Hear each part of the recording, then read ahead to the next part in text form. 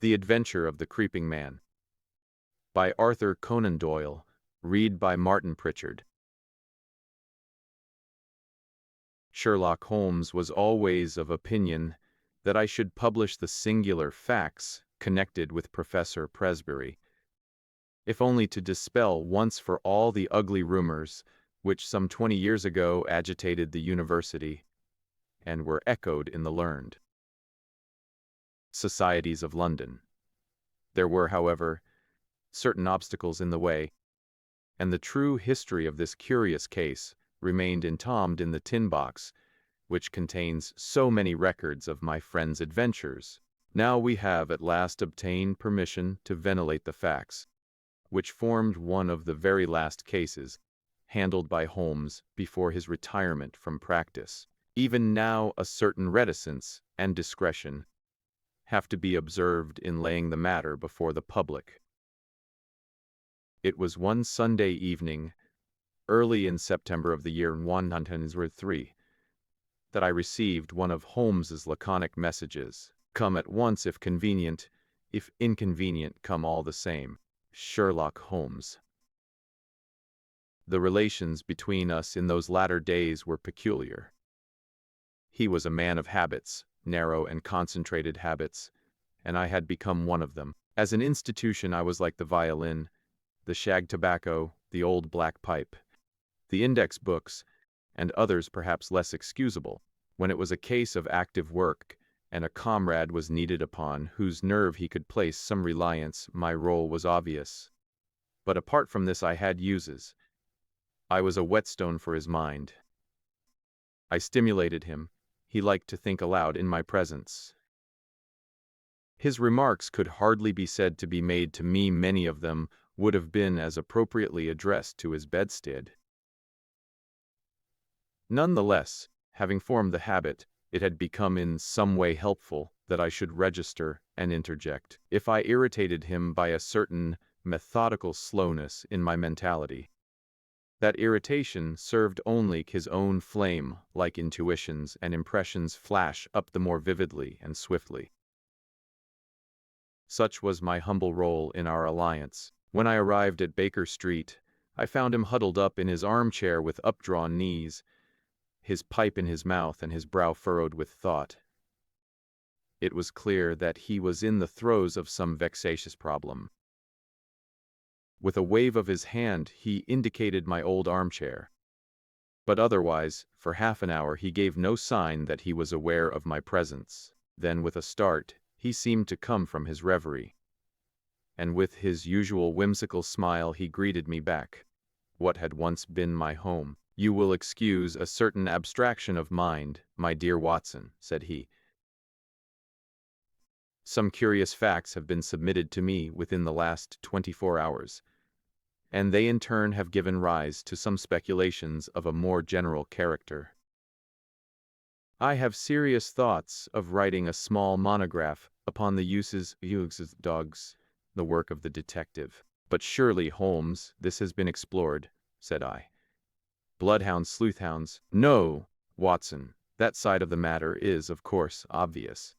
But there is another which is far more subtle. You may recollect that in the case which you, in your sensational way, coupled with the copper beeches, I was able, by watching the mind of the child, to form a deduction as to the criminal habits of the very smug and respectable father. Yes, I remember it well. My line of thoughts about dogs is analogous. A dog reflects the family life. Whoever saw a frisky dog in a gloomy family, or a sad dog in a happy one? Snarling people have snarling dogs. Dangerous people have dangerous ones.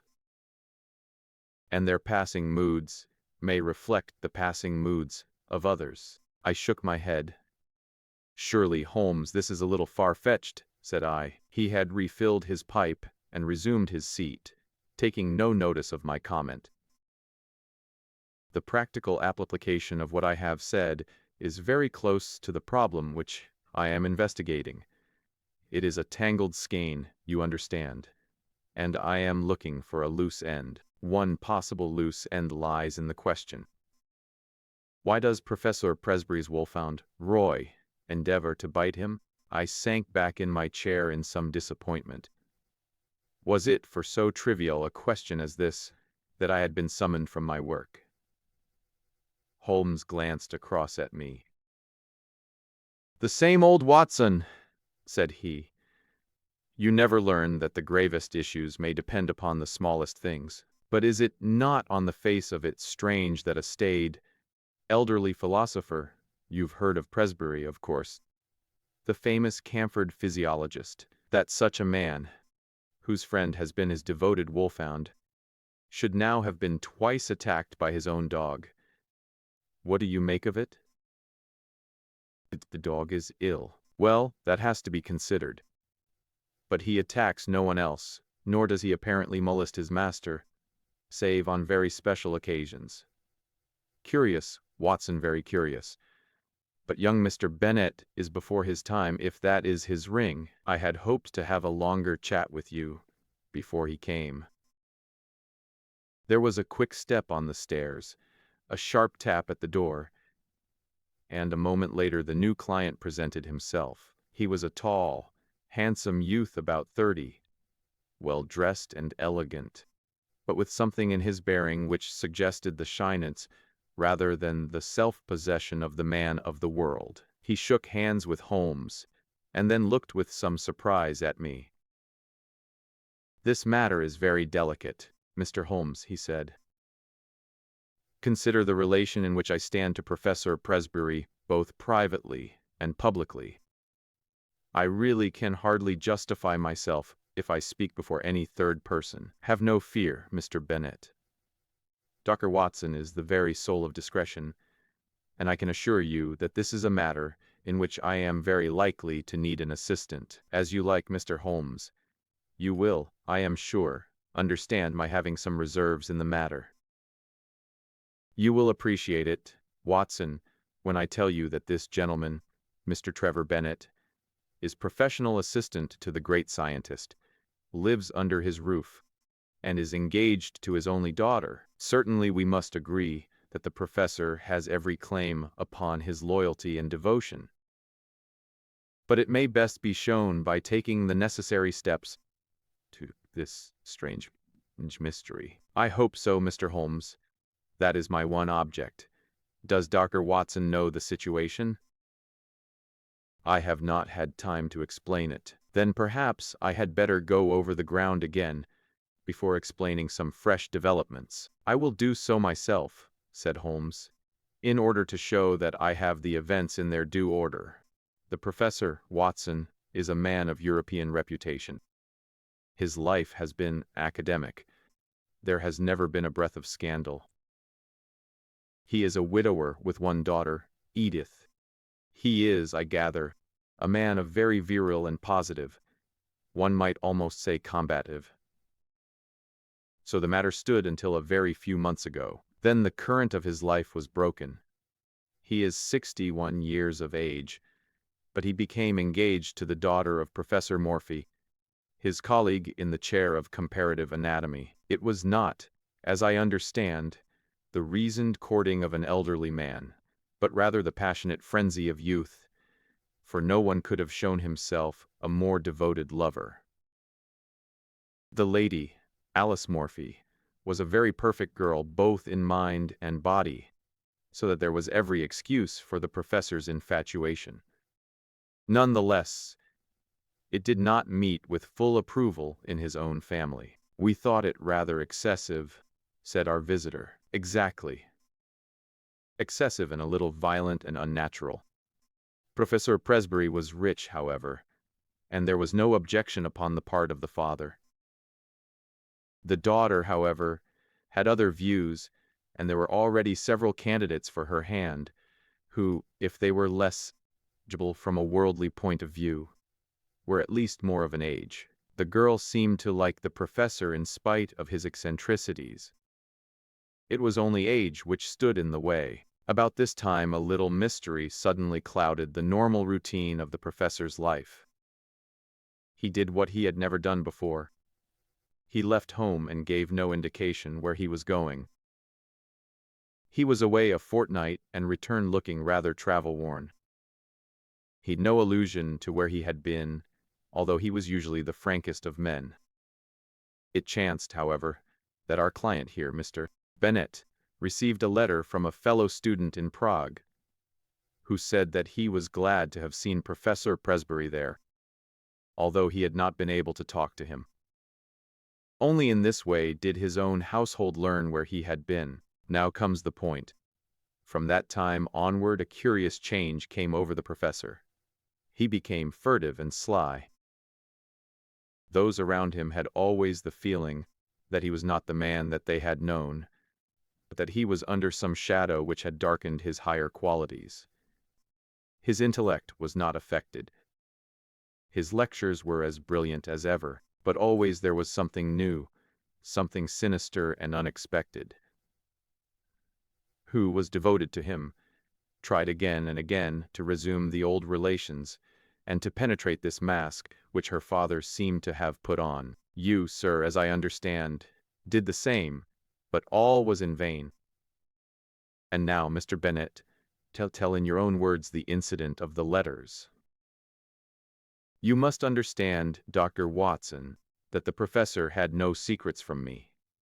If I were his son or his younger brother, I could not have more completely enjoyed his confidence. As his secretary, I handled every paper which came to him, and I opened and subdivided his letters.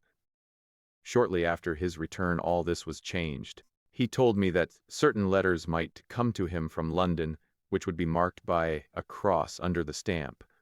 These were to be set aside for his own eyes only. I may say that several of these did pass through my hands, that they had the EEC mark, and were in an illiterate handwriting.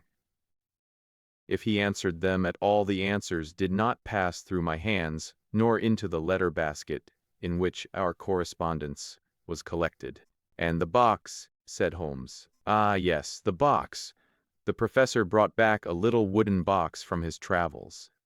It was the one thing which suggested a continental tour, for it was one of those quaint carved things which one associates with Germany. This he placed in his instrument cupboard. One day, in looking for a cannula, I took up the box. To my surprise, he was very angry, and reproved me in words which were quite savage for my curiosity. It was the first time such a thing had happened, and I was deeply hurt. I endeavored to explain that it was a mere accident, that I had touched the box, but all the evening I was conscious that he looked at me harshly, and that the incident was rankling in his mind. Mr. Bennet drew a little diary book from his pocket.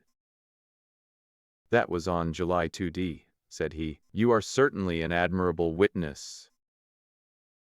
I may need some of these dates which you have noted. I learned method, among other things, from my great teacher. From the time that I observed abnormality in his behavior, I felt that it was my duty to study his case.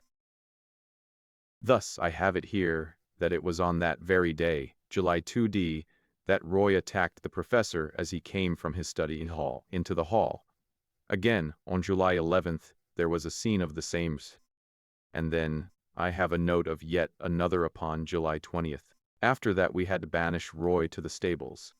He was a dear, affectionate animal, but I fear I weary you. Mr. Bennet spoke in a tone of reproach, for it was very clear that Holmes was not listening. His face was rigid and his eyes gazed abstractedly at the ceiling. With an effort he recovered himself. Singular, most singular, he murmured. These details were new to me, Mr. Bennet. I think we have now fairly gone over the old ground, have we not? But you spoke of some fresh developments. The pleasant, open face of our visitor clouded over, shadowed by some grim remembrance. What I speak of occurred the night before last, said he. I was lying awake about 2 a.m, when I was aware of a dull, muffled sound coming from the passage. I opened my door and peeped out. I should explain that the professor sleeps at the end of the passage. The date being? Asked Holmes. Our visitor was clearly annoyed at so irrelevant an interruption. "I have said, sir, that it was the night before last. That is, September 4th. Holmes nodded and smiled. "Pray continue," said he. "He sleeps at the end of the passage and would have to pass my door in order to reach the staircase. It was a really terrifying experience, Mr. Holmes. I think that I am as strong-nerved as my neighbors, but I was shaken by what I saw.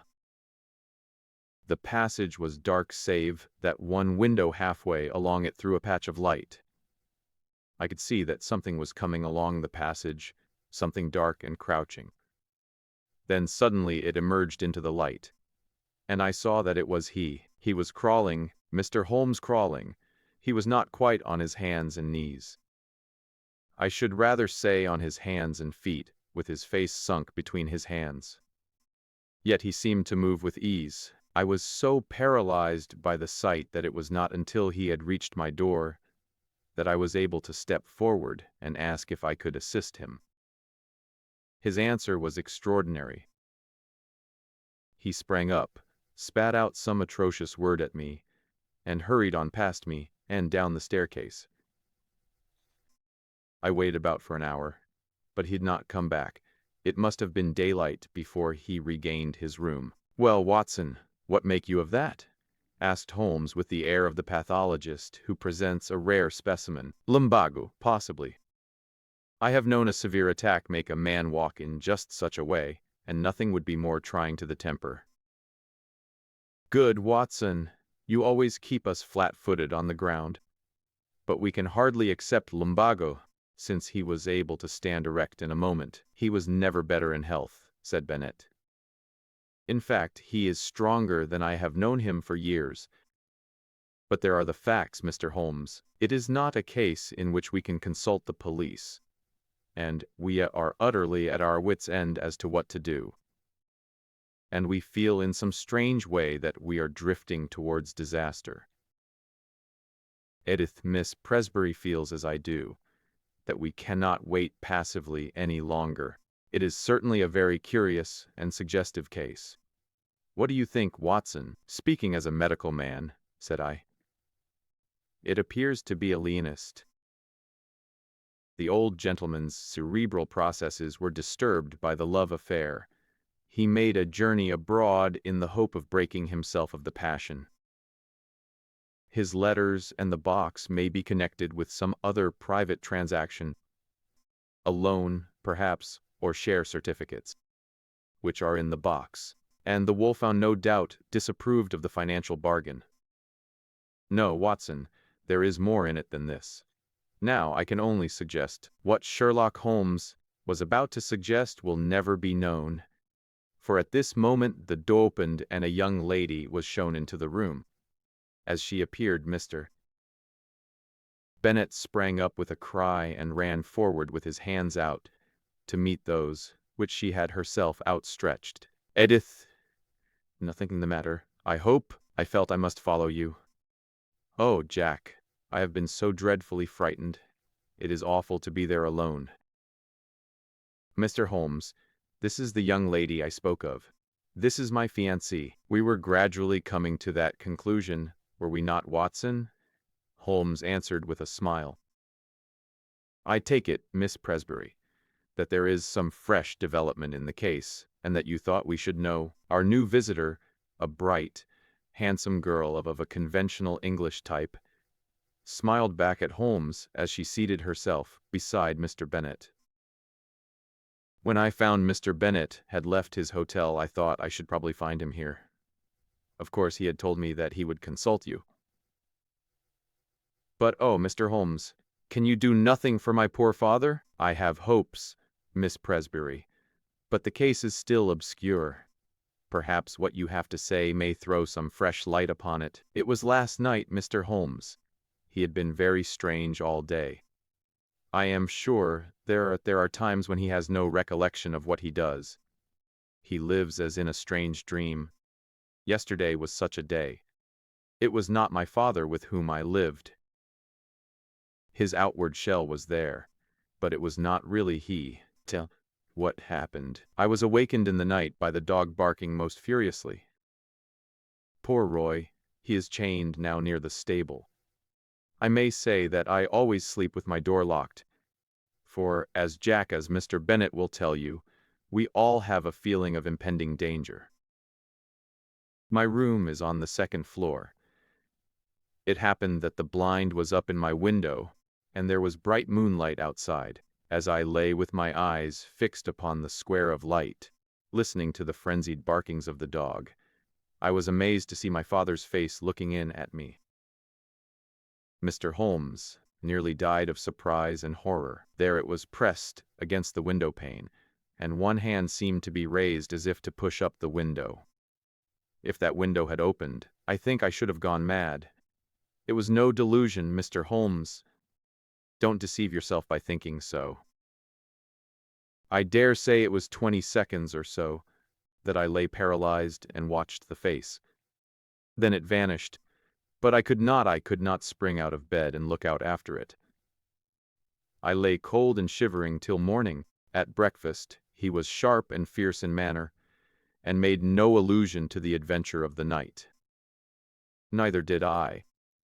But I gave an excuse for coming to town, and here I am. Holmes looked thoroughly surprised at Miss Presbury's narrative. My dear young lady, you say that your room is on the second floor. Is there a long ladder in the garden? No, Mr. Holmes, that is the amazing part of it. There is no possible way of reaching the window, and yet he was there. The date being September 5th, said Holmes. That certainly complicates matters. It was the young lady's turn to look surprised. This is the second time that you have alluded to the date, Mr. Holmes, said Bennet. Is it possible that it has any bearing upon the case? It is possible, very possible. And yet I have not my full material at present. Possibly you are thinking of the connection between insanity and phases of the moon. No, I assure you. It was quite a different line of thought. Possibly you can leave your notebook with me, and I will check the dates. Now I think, Watson, that our line of action is perfectly clear. This young lady has informed us, and I have the greatest confidence in her intuition, that her father remembers little or nothing which occurs upon certain dates. We will therefore call upon him as if he had given us an appointment upon such a date. He will put it down to his own lack of memory. Thus we will open our campaign by having a good close view of him. That is excellent, said Mr. Bennet. I warn you, however, that the professor is irascible and violent at times. Holmes smiled. There are reasons why we should come at once, very cogent reasons, if my theories hold good. Tomorrow, Mr. Bennet will certainly see us in Camford. There is, if I remember right, an inn called the Checkers, where the port used to be above mediocrity, and the linen was above reproach. I think, Watson, that our lot for the next few days might lie in less pleasant places.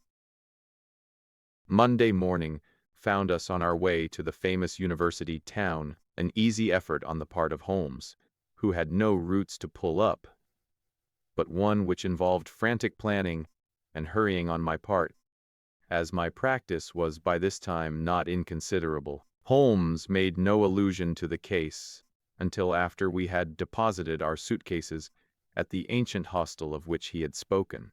I think, Watson, that we can catch the professor just before lunch. He lectures at 11 and should have an interval at home.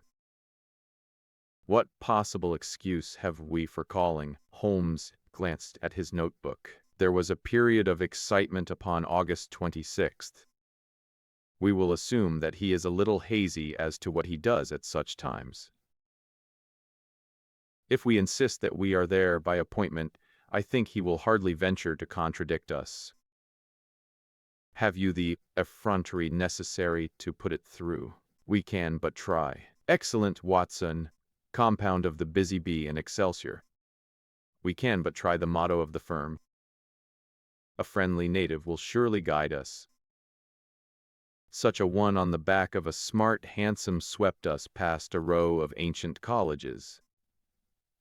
Finally turning into a tree-lined drive, pulled up at the door of a charming house, girt round with lawns and covered with purple wisteria. Professor Presbury was certainly surrounded with every sign not only of comfort, but of luxury. Even as we pulled up, a grizzled head appeared at the front window, and we were aware of a pair of keen eyes from under shaggy brows which surveyed us through large horn glasses. A moment later we were actually in his sanctum, and then the mysterious scientist, whose vagaries had brought us from London, was standing before us. There was certainly no sign of eccentricity either in his manner or appearance, for he was a portly, large-featured man, grave, tall, and frock-coated, with the dignity of bearing which a lecturer needs. His eyes were his most remarkable feature, keen, observant, and clever to the verge of cunning. He looked at our cards. "Pray sit down, gentlemen. What can I do for you?" Mr. Holmes smiled amiably. "It was the question which I was about to put to you, Professor." "To me, sir. Possibly there is some mistake. I heard through a second person that Professor Presbury of Camford had need of my services." "Oh, indeed!" It seemed to me that there was a malicious sparkle in the intense gray eyes. "You heard that, did you? May I ask the name of your informant?" "I am sorry, Professor, but the matter was rather confidential. If I have made a mistake, there is no harm done. I can only express my regret." "Not at all. I should wish to go further into this matter. It interests me. Have you any scrap of writing, any letter or telegram, to bear out your assertion?" "No, I have not." "I presume that you do not go so far as to assert that I summoned you?" "I would rather answer no questions," said Holmes. "No, I dare say not," said the professor with asperity. "However, that particular one can be answered very easily without your aid." He walked across the room to the bell. Our London friend, Mr. Bennet, answered the call. "Come in, Mr. Bennet. These two gentlemen have come from London under the impression that they have been summoned. You handle all my correspondence. Have you a note of anything going to a person named Holmes?" "No, sir," Bennet answered with a flush. "That is conclusive," said the professor, glaring angrily at my companion. "Now, sir," he leaned forward with his two hands upon the table, "it seems to me that your position is a very questionable one." Holmes shrugged his shoulders. "I can only repeat that I am sorry that we have made a needless intrusion." "Hardly enough, Mr. Holmes!" the old man cried in a high screaming voice, with extraordinary malignancy upon his face. He got between us and the door as he spoke, and he shook his two hands at us with furious passion. "You can hardly get out of it so easily as that." His face was convulsed, and he grinned and gibbered at us in his senseless rage. I am convinced that we should have had to fight our way out of the room if Mr. Bennet had not intervened. "My dear professor," he cried, "consider your position. Consider the scandal at the university. Mr. Holmes is a well-known man. You cannot possibly treat him with such discourtesy." Sulkily our host, if I may call him so, cleared the path to the door. We were glad to find ourselves outside the house and in the quiet of the tree-lined drive. Holmes seemed greatly amused by the episode. "Our learned friend's nerves are somewhat out of order," said he. "Perhaps our intrusion was a little crude, and yet we have gained that personal contact which I desired. But, dear me, Watson, he is surely at our heels. The villain still pursues us." There were the sounds of running feet behind, but it was, to my relief, not the formidable professor, but his assistant who appeared round the curve of the drive. He came panting up to us. "I am so sorry, Mr. Holmes. I wish to apologize." "My dear sir, there is no need. It is all in the way of professional experience. I have never seen him in a more dangerous mood. But he grows more sinister. You can understand now why his daughter and I are alarmed, and yet his mind is perfectly clear." "Too clear," said Holmes. That was my miscalculation. It is evident that his memory is much more reliable than I had thought. By the way, can we, before we go, see the window of Miss Presbury's room? Mr. Bennet pushed his way through some shrubs, and we had a view of the side of the house. It is there, the second on the left. Dear me, it seems hardly accessible. And yet you will observe that there is a creeper below and a water pipe above, which gives some foothold. I could not climb it, said Mr. Bennet. Very likely. It would certainly be a dangerous exploit for any normal man. There was one other thing I wished to tell you, Mr. Holmes. I have the address of the man in London to whom the professor writes. He seems to have written this morning, and I got it from his blotting paper. It is an ignoble position for a trusted secretary. But what else can I do? Holmes glanced at the paper and put it into his pocket. Dorak, a curious name. Slavonic, I imagine. Well, it is an important link in the chain. We return to London this afternoon, Mr. Bennet. See no good purpose to be served by our remaining. We cannot arrest the professor because he has done no crime, nor can we place him under constraint, for he cannot be proved to be mad.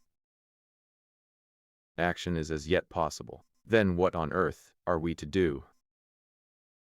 A little patience, Mr. Bennet. Things will soon develop. Unless I am mistaken, next Tuesday may mark a crisis. Certainly we shall be in Camford on that day. Meanwhile, the general position is undeniably unpleasant. And if Miss Presbury can prolong her visit, that is easy. Then let her stay till we can assure her that all danger is past. Meanwhile, let him have his way and do not cross him. So long as he is in a good humor, all is well. There he is, said Bennet in a startled whisper. Looking between the branches, we saw the tall, erect figure emerge from the hall door and look around him. He stood leaning forward, his hands swinging straight before him, his head turning from side to side. The secretary with a last wave slipped off among the trees, and we saw him presently rejoin his employer, the two entering the house together in what seemed to be animated and even excited conversation. I expect the old gentleman has been putting two and two together, said Holmes as we walked hotelward. He struck me as having a particularly clear and logical brain from the little I saw of him. Explosive, no doubt, but then from his point of view, he has something to explode about if detectives are put on his track and he suspects his own household of doing it. I rather fancy that friend Bennet is in for an uncomfortable time. Holmes stopped at a post office and sent off a telegram on our way. The answer reached us in the evening, and he tossed it across to me. Have visited the Commercial Road and seen Dorak. Suave person, bohemian, elderly, keeps large general store. Mercer. Mercer is since your time, said Holmes. He is my general utility man who looks up routine business. It was important to know something of the man with whom our professor was so secretly corresponding. His nationality connects up with the Prague visit. Thank goodness that something connects with something, said I. At present we seem to be faced by a long series of inexplicable incidents with no bearing upon each other.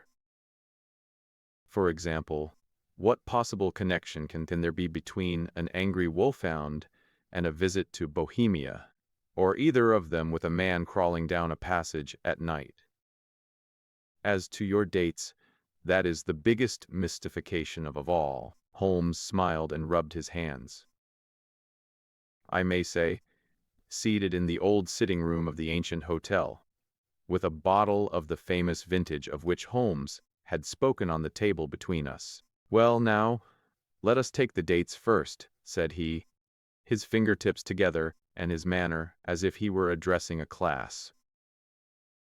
This excellent young man's diary shows that there was trouble upon July 2d, and from then onward it seems to have been at 9-day intervals, with, so far as I remember, only one exception. Thus the last outbreak upon Friday was on September 3D, which also falls into the series, as did August 26th, which preceded it. The thing is beyond coincidence, I was forced to agree. Let us, then, form the provisional theory that every 9 days the professor takes some strong drug, which has a passing but highly poisonous effect. His naturally violent nature is intensified by it. He learned to take this drug while he was in Prague, and is now supplied with it by a Bohemian intermediary in London. This all hangs together, Watson, but the dog, the face at the window, the creeping man in the passage? Well, we have made a beginning. I should not expect any fresh developments until next Tuesday. In the meantime, we can only keep in touch with friend Bennet and enjoy the amenities of this charming town. In the morning, Mr. Bennet slipped round to bring us the latest report. As Holmes had imagined, times had not been easy with him. Without exactly accusing him of being responsible for our presence, the professor had been very rough and rude in his speech, and evidently felt some strong grievance. This morning he was quite himself again, however, and had delivered his usual brilliant lecture to a crowded class. "Apart from his queer fits," said Bennet, "he has actually more energy and vitality than I can ever remember, nor was his brain ever clearer. But it's not he, it's never the man whom we have known. I don't think you have anything to fear now for a week at least," Holmes answered. "I am a busy man, and Dr. Watson has his patients to attend to. Let us agree that we meet here at this hour next Tuesday, and I shall be surprised if before we leave you again we are not able to explain, even if we cannot perhaps put an end to your troubles. Meanwhile, keep us posted in what occurs." I saw nothing of my friend for the next few days, but on the following Monday evening I had a short note asking me to meet him next day at the train. From what he told me as we traveled up to Camford, all was well. The peace of the professor's house had been unruffled, and his own conduct perfectly normal. This also was the report which was given us by Mr. Bennet himself, when he called upon us that evening at our old quarters in the Chequers. He heard from his London correspondent today. There was a letter, and there was a small packet, each with the cross under the stamp which warned me not to touch them. There has been nothing else. "That may prove quite enough," said Holmes grimly. "Now, Mr. Bennet, I think, come to some conclusion tonight. If my deductions are correct, we should have an opportunity of bringing matters to a head. In order to do so, it is necessary to hold the professor under observation. I would suggest, therefore, that you remain awake and on the lookout. Should you hear him pass your door, do not interrupt him, but follow him as discreetly as you can. Dr. Watson and I will not be far off. By the way, where is the key of that little box of which you spoke?" "Upon his watch chain." "I fancy our researches must lie in that direction. At the worst, the lock should not be very formidable. Have you any other able-bodied man on the premises?" "There is the coachman, Macphail." "Where does he sleep?" "Over the stables." "We might possibly want him. Well, we can do no more until we see how things develop. Goodbye. But I expect that we shall see you before morning." It was nearly midnight before we took our station among some bushes immediately opposite the hall door of the professor. It was a fine night, but chilly, and we were glad of our warm overcoats. There was a breeze, and clouds were scudding across the sky, obscuring from time to time the half-moon. It would have been a dismal vigil, were it not for the expectation and excitement which carried us along, and the assurance of my comrade that we had probably reached the end of the strange sequence of events which had engaged our attention. The fact that these strange symptoms began after his visit to Prague that he is in secret correspondence with a Bohemian dealer in London, who presumably represents someone in Prague, and that he received a packet from him this very day, all point in one direction. What he takes and why he takes it are still beyond our ken, but that it emanates in some way from Prague is clear enough. He takes it under definite directions which regulate this ninth-day system, which was the first point which attracted my attention. But his symptoms are most remarkable. Did you observe his knuckles? I had to confess that did not. Thick and horny in a way was quite new in my experience. Always look at the hands first, Watson. Then cuffs, trousered knees, and boots. Very curious knuckles, which can only be explained by the mode of progression observed by. Holmes paused, and suddenly clapped his hand to his forehead. Oh, Watson, Watson, what a fool I have been. It seems incredible, and yet it must be true. All points in one direction. How could I miss seeing the connection of ideas? Those knuckles, how could I have passed those knuckles? And the dog. It's surely time that I disappeared into that little farm of my dreams. Look out, Watson. Here he is. We shall have the chance of seeing for ourselves. The hall door had slowly opened, and against the lamplit background we saw the tall figure of Professor Presbury. He was clad in his dressing gown. As he stood outlined in the doorway, he was erect, but leaning forward with dangling arms, as when we saw him last. Now he stepped forward into the drive, and an extraordinary change came over him. He sank down into a crouching position and moved along upon his hands and feet, skipping every now and then as if he were overflowing with energy and vitality. He moved along the face of the house and then round the corner. As he disappeared, Bennet slipped through the hall door and softly followed him. "Come, Watson, come," cried Holmes, and we stole as softly as we could through the bushes until we had gained a spot whence we could see the side of the house, which was bathed in the light of the half-moon. The professor was clearly visible crouching at the foot of the ivy-covered wall. As we watched him, he suddenly began, with incredible agility, to ascend it. From branch to branch he sprang, sure of foot and firm of grasp, climbing apparently in mere joy at his own powers, with no definite object in view. With his dressing gown flapping on each side of him, he looked like some huge bat glued against the side of his own house, a great square dark patch upon the moonlit wall.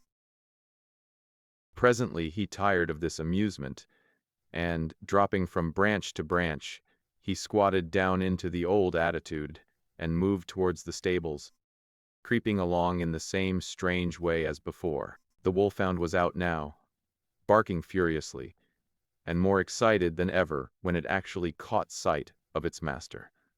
It was straining on its chain and quivering with eagerness and rage. He took handfuls of pebbles from the drive and threw them in the dog's face, prodded him with a stick which he had picked up, flicked his hands about only a few inches from the gaping mouth, and endeavored in every way to increase the animal's fury. In all our adventures, I do not know that I have ever seen a more strange sight than this impassive and still dignified figure crouching frog-like upon the ground and goading to a wilder exhibition of passion the maddened hound, which ramped and raged in front of him by all manner of ingenious and calculated cruelty. And then in a moment it happened.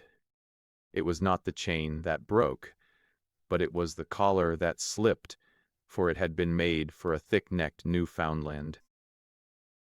We heard the rattle of falling metal, and the next instant dog and man were rolling on the ground together, the one roaring in rage, the other screaming in a strange falsetto of terror. It was a very narrow thing for the professor's life. The savage creature had him fairly by the throat. Its fangs had bitten deep, and he was senseless before we could reach them and drag the two apart. It might have been a dangerous task for us, But Bennett's voice and presence brought the great wolfhound instantly to reason. The uproar had brought the sleepy and astonished coachman from his room above the stables. "I'm not surprised," said he, shaking his head. "I've seen him at it before. I knew the dog would get him sooner or later." The hound was secured, and together we carried the professor up to his room, where Bennett, who had a medical degree, helped me to dress his torn throat. The sharp teeth had passed dangerously near the carotid artery, and the hemorrhage was serious. In half an hour the danger was past. I had given the patient an injection of morphia, and he had sunk into deep sleep. Then, and only then, were we able to look at each other and to take stock of the situation. "I think a first-class surgeon should see him," said I. "For God's sake, no!" cried Bennett. "At present the scandal is confined to our own household. It is safe with us. If it gets beyond these walls, it will never stop. Consider his position at the university, his European reputation, the feelings of his daughter." "Quite so," said Holmes. I think it may be quite possible to keep the matter to ourselves, and also to prevent its recurrence now that we have a free hand. The key from the watch chain, Mr. Bennett. Macphail will guard the patient, and let us know if there is any change. Let us see what we can find in the professor's mysterious box. There was not much, but there was enough: an empty phial, another nearly full, a hypodermic syringe, several letters in a crabbed, foreign hand. The marks on the envelopes showed that they were those which had disturbed the routine of the secretary, and each was dated from the Commercial Road and signed Dorak. They were mere invoices to say that a fresh bottle was being sent to Professor Presbury, or receipt to acknowledge money. There was one other envelope, however, in a more educated hand and bearing the Austrian stamp with the postmark of Prague. "Here we have our material," cried Holmes as he tore out the enclosure. "Honored colleague," it ran, "since your esteemed visit, I have thought much of your case, and though in your circumstances there are some special reasons for the treatment, I would none the less enjoin caution, as my results have shown that it is not without danger of a kind. It is possible that the serum of anthropoid would have been better. I have, as I explained to you, used black-faced langur because a specimen was accessible. Langur is, of course, a crawler and climber, while anthropoid walks erect and is in all ways nearer. I beg you to take every possible precaution that there be no premature revelation of the process. I have one other client in England, and Dorak is my agent for both. Weekly reports will oblige. Yours with high esteem, H. Lowenstein. Lowenstein. The name brought back to me the memory of some snippet from a newspaper which spoke of an obscure scientist who was striving in some unknown way for the secret of rejuvenescence and the elixir of life. Lowenstein of Prague. Lowenstein with the wondrous strength-giving serum, tabooed by the profession because he refused to reveal its source. In a few words, I said what I remembered. Bennett had taken a manual of zoology from the shelves. Langur, he read, the great black-faced monkey of the Himalayan slopes, biggest and most human of climbing monkeys. Many details are added. Thanks to you, Mr. Holmes, it is very clear that we have traced the evil to its source. The real source, said Holmes, lies, of course, in that untimely love affair which gave our impetuous professor the idea that he could only gain his wish by turning himself into a younger man. When one tries to rise above nature, one is liable to fall below it. The highest type of man may revert to the animal if he leaves the straight road of destiny. He sat musing for a little with the phial in his hand, looking at the clear liquid within. When I have written to this man, and told him that I hold him criminally responsible for the poisons which he circulates, we will have no more trouble. But it may recur. Others may find a better way. There is danger there, a very real danger to humanity. Consider, Watson, that the material, the sensual, the worldly would all prolong their worthless lives. The spiritual would not avoid the call to something higher. It would be the survival of the least fit. What sort of cesspool may not our poor world become? Suddenly the dreamer disappeared, and Holmes, the man of action, sprang from his chair. I think there is nothing more to be said, Mr. Bennet. The various incidents will now fit themselves easily into the general scheme. The dog, of course, was the change far more quickly than you. His smell would ensure that. It was the monkey, not the professor, whom Roy attacked, just as it was the monkey who teased Roy. Climbing was a joy to the creature, and it was a mere chance, I take it, that the pastime brought him to the young lady's window. There is an early train to town, Watson, but I think we shall just have time for a cup of tea at the Checkers before we catch it.